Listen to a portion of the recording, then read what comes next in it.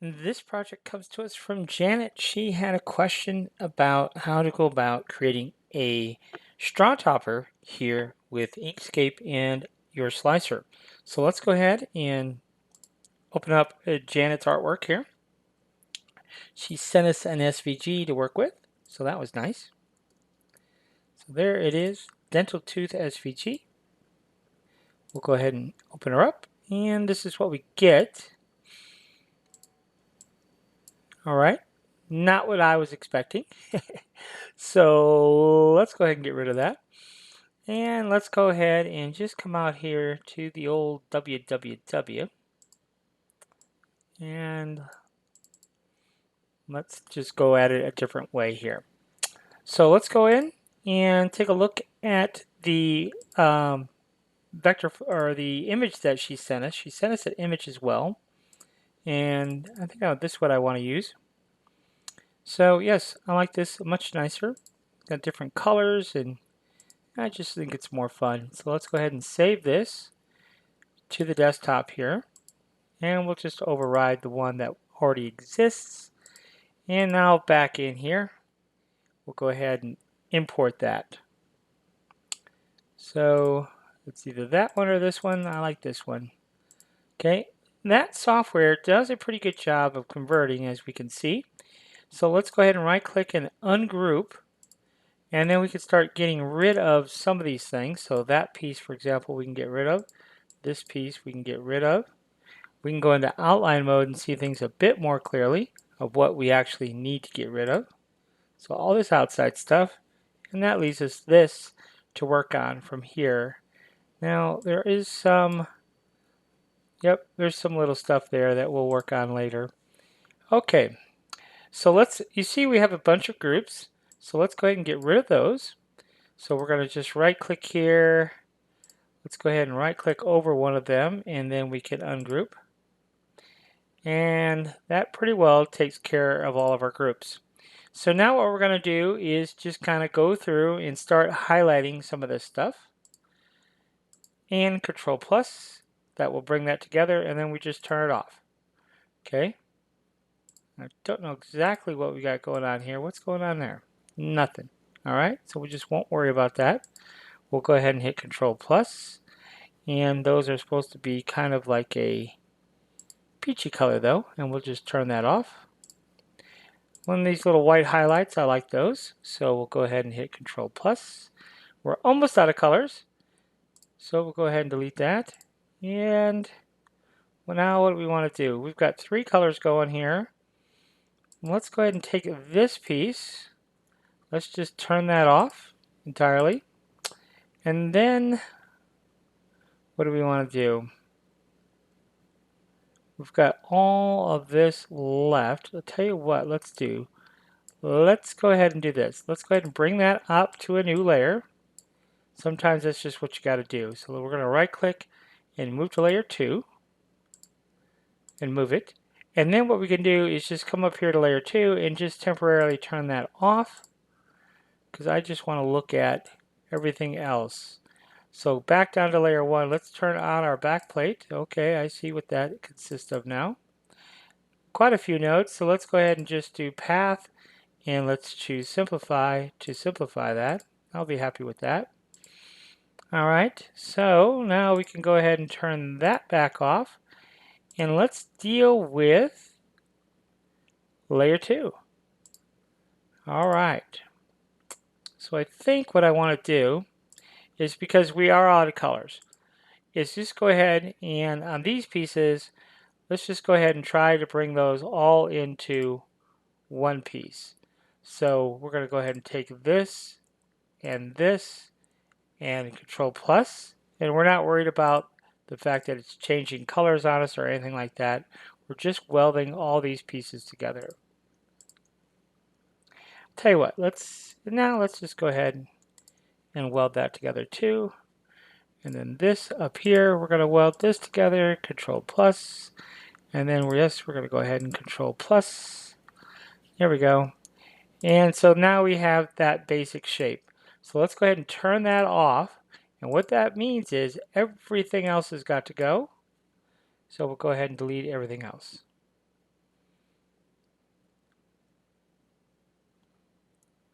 Might take a second because there are a lot of parts. All right, so now this can go on and we can give it a bluish color. Okay, and then, but we don't need, for example, we don't need this or this, and we don't need this. So we'll just come in here, let's use our Alt key, and come in here and get rid of all of that. And then we also don't need those. And then what we're going to do here is we're just going to go ahead and set that path right there to a line. And then we can come in here and bend that down a little bit. So you can see we've got some strange notes in the center there. So that pretty well gets that cleaned up. Pretty satisfied with that. So let's go ahead and turn everything on now. And we could take a closer look at this by moving it down in the layer stack. Keep coming down, maybe one more. There we go. So these pieces are going to be white. Much better. Okay. So yes, I kind of like that. We can take this and we could give it whatever color you ultimately decide. If you want to do it all in black, just kind of cuten it up a little bit. All right, so I think we're good to go there. So we have our bottom piece here, which that could just as well be black. That would eliminate one extra color, right? So we have that, which is black. And then we have our tooth fill. And then we have our cheeks, our eyes, our highlights. And that's it. We are golden. So let's go ahead and save this. And we're going to save it to the desktop. And let's go ahead and save it as dental tooth. And yes, we're going to replace dental tooth. So there it is. All right, now what size do we want this to be? Well, we want this to be about, I'm going to guess, about 1.5 inches. Let's just say. I really don't know. So let's just say we want 1.5 inches, which on the height would be, 1 inch is 25. So let's just do 37.5. That would be 1.5 inches. Okay. So there we go. 1.5 inches. And we'll go ahead and hit save again. Okay, now let's go over to Bambu Studio and show you what we're going to do there. So let's go ahead and create a new project. And let's go ahead and import our dental. So we're going to go to our desktop here. And where is our dental? Right there, dental tooth SVG. Now, what we want to do is probably make this about 13 to 14 millimeters thick. So let's go ahead and do that. Let's go ahead and make it, let's make it 13. So we're going to go here and I'll explain why 13 here in a moment. But let's make it 13. And then let's go to our objects here and take a look at a few things. So that's our backdrop at 13. Then we have our dental tooth. We're going to set that at 1. Okay, but we're going to set that at 1, but for the Z height, we want that to be 12.5. Again, I'll explain why here in a moment, but that is going to be not color 3. Let's go ahead and change color 3 to a light gray.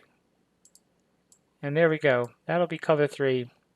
Then the next thing here is our eyes, and that is going to be a pinkish color.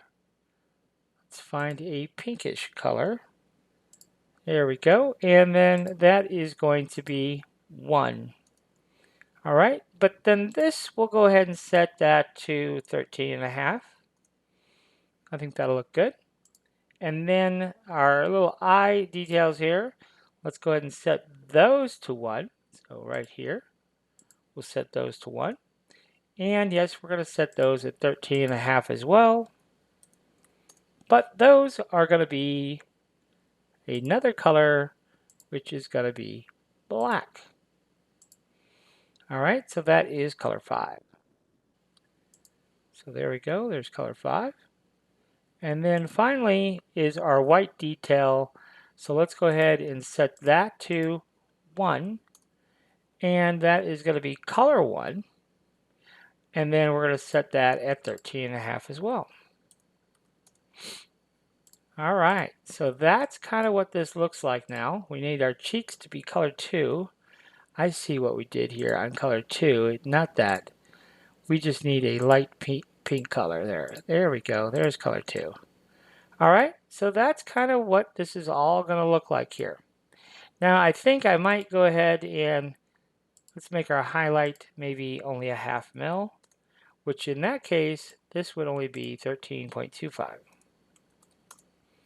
The rest of it, I think I can live with it the way it is.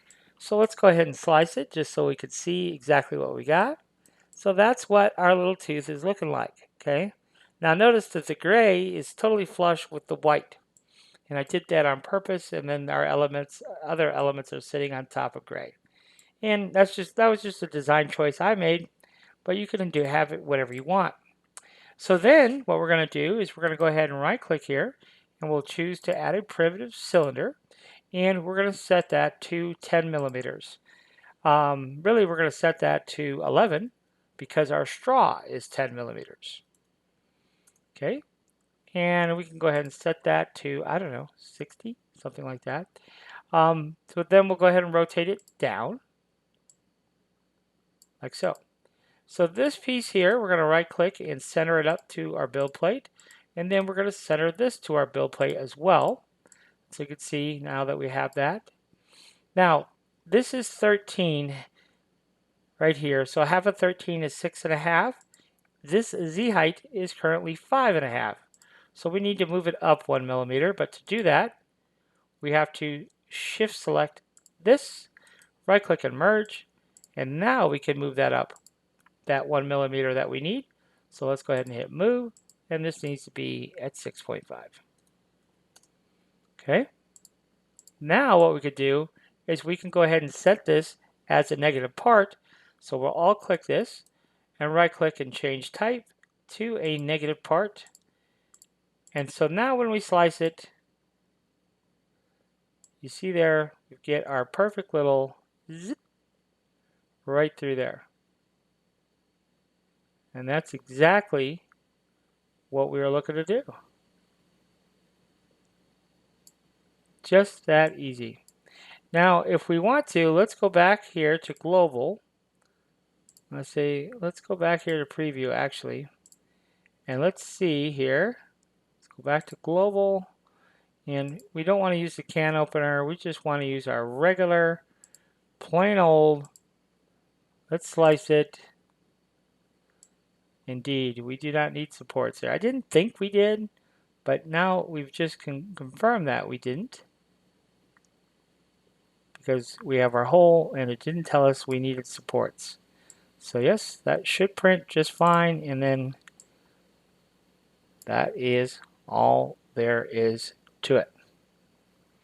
Okay, so let's go ahead and save this to the desktop. Let's call it tooth.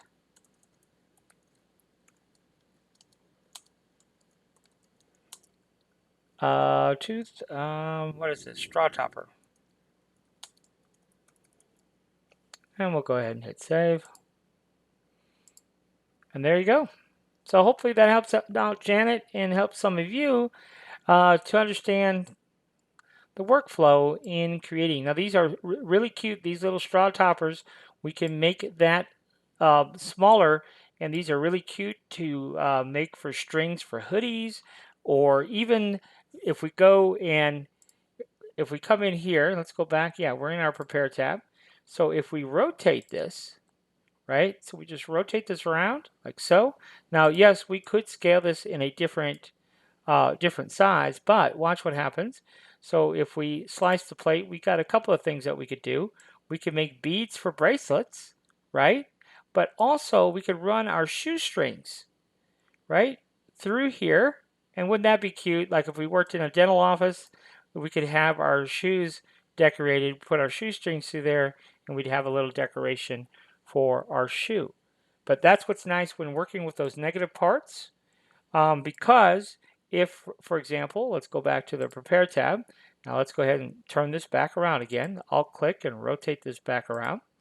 So we're going to rotate that back around. But if we are using a smaller straw, straws come in 8 and 10 millimeter are the two most common. So with our cylinder here, we could go to the scale, and instead of 11, we could just make it 9, right? So we'll make it 9. So now that cylinder is now 9, so for an 8 millimeter straw, and then when we slice it, now it's going to generate a 9 millimeter hole instead of a 10 millimeter hole. So very, very easy to do. Or like I say, run it horizontally. We can make little bracelet beads. We could make little shoe. We could use this. We could make this even smaller if we wanted to for our hoodie shoe, our little hoodie string attachments, all kinds of things. So let's go ahead and make that back to 11. But now Janet knows how to go about changing the diameter of that for whatever she wants to use this little charm for. Okay, so that's it. Really simple little charm for your straw topper, for your shoelaces, for your hoodie strings, for whatever you want to use it for. Okay, so until next time, guys, thanks for watching. If you have any questions or need one-on-one training or some custom files made for you, this is my contact information, so feel free to reach out via email. You can text me. You could even give me a call. I'd be happy to answer questions or give you more details on the one-on-one training we offer, and as well as if you need custom files made until you are up to speed on how to make them yourself, feel free to reach out and we'd be happy to help you with that as well.